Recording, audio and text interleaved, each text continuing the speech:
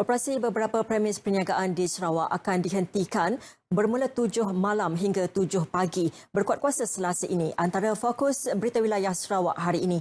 Jadi perkembangan lanjut kita bersama rakan penyampai Buma Win di RTM Kuching. Silakan Buma. Terima kasih Dolela di Angkasa Puri. Salam sejahtera dan salam hormat.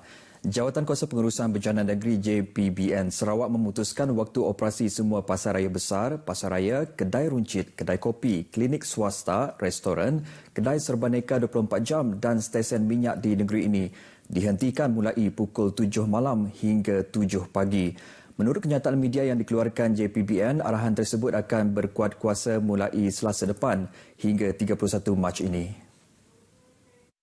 Kenyataan tersebut menambah keputusan berhubung perkara itu dibuat pada mesyuarat harian JPBN yang dipengerusikan oleh Timbalan Ketua Menteri Dato' Amar Douglas Uga Embas yang juga pengerusi JPBN Sarawak di Kuching.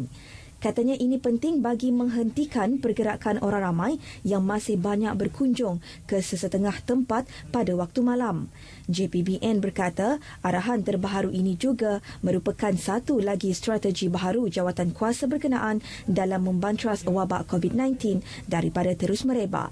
Dalam perkembangan lain, semua pasar raya besar, kedai runcit, farmasi dan klinik swasta juga diwajibkan membuat penjarakan sosial 1 meter antara individu lain dalam kawasan premis berkenaan. Pihak polis juga akan melakukan pemeriksaan secara rawak ke premis terlibat bagi memastikan arahan tersebut dilaksanakan. Pemilik pasar raya besar, kedai runcit, farmasi dan klinik swasta turut dinasihatkan supaya melakukan pemeriksaan suhu badan ke atas pelanggan mereka di samping menyediakan cecair pembasmi kuman atau hand sanitizer.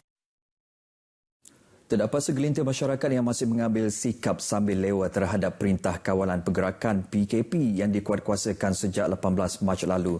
Tinjauan RTM semasa sekatan jalan raya oleh Polis Diraja Malaysia di Jalan Tun Abang Haji Openg, Kuching mendapati ada yang masih tidak peka dengan larangan yang dikuatkuasakan.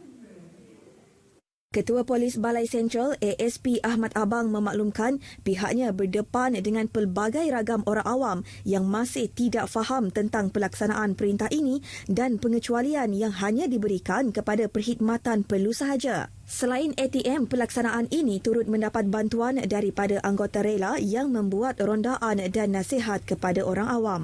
Sementara itu, semua penjaja di kawasan persendirian dan tepi jalan di bawah kawasan seliaan Dewan Bandaraya Kuching Utara DBKU diarah tutup. DBKU menerusi kenyataan media berkata penjaja terlibat tidak dibenar beroperasi sehingga ke satu tarikh yang akan dimaklumkan kemudian.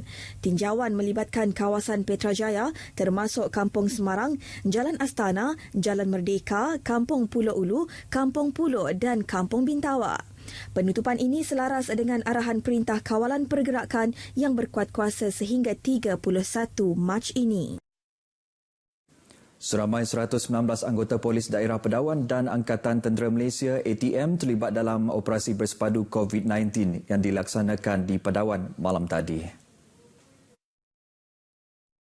Menerusi akaun Facebook Polis Daerah Pedawan, taklimat operasi disampaikan oleh Ketua Bahagian Pencegahan Jenayah Keselamatan Komuniti Daerah Pedawan, ASP Abdul Wadi Abdul Rani. ASP Abdul Wadi turut menasihati semua anggota terlibat supaya mengutamakan keselamatan diri dan rakan setugas.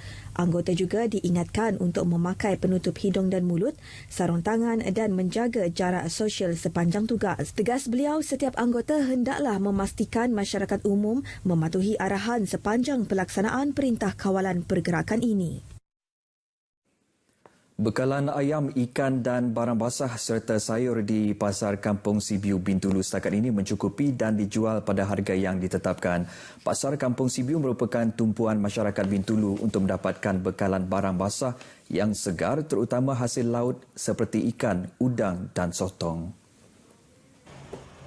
Menurut salah seorang peniaga ayam segar di pasar tersebut, Zulkifli Mahli, setakat ini mereka tidak mempunyai masalah untuk mendapatkan bekalan. Ayam stok, alhamdulillah. Bekalan cukup, ikan pun sama juga. sentiasa masuk, tiap hari masuk.